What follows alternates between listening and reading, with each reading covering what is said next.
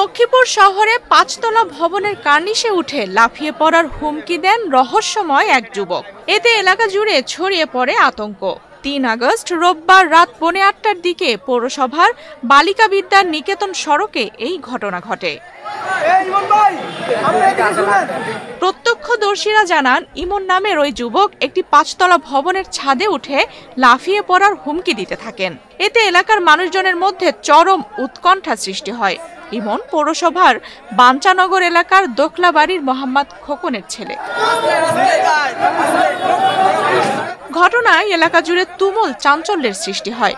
শত শত উৎসুক মানুষ ভিড় করেন।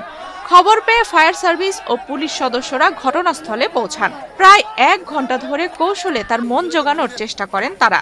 এ সময় ইমন দাবি করেন তার গলায় ফুলের মালা দিলে সে নেমে আসবে। শেষ পর্যন্ত তার দাবি অনুযায়ী গলায় ফুলের মালা পরিয়ে কোমরে রশি বেঁধে নিরাপদে নিচে নামিয়ে আনা হয়।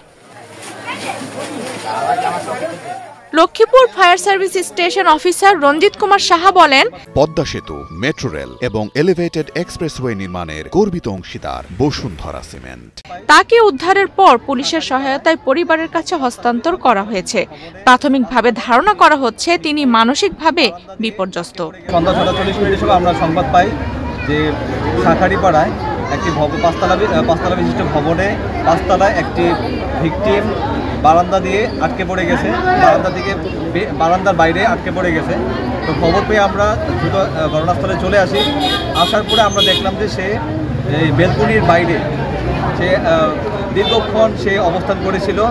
তো এবং ওই ৫তলায় যে ইউনিটের যে যারা বসবাসকারী তারা ওই সময় ছিল না। তো আমরা ছাদ দিয়ে অনেক চেষ্টা করেছি।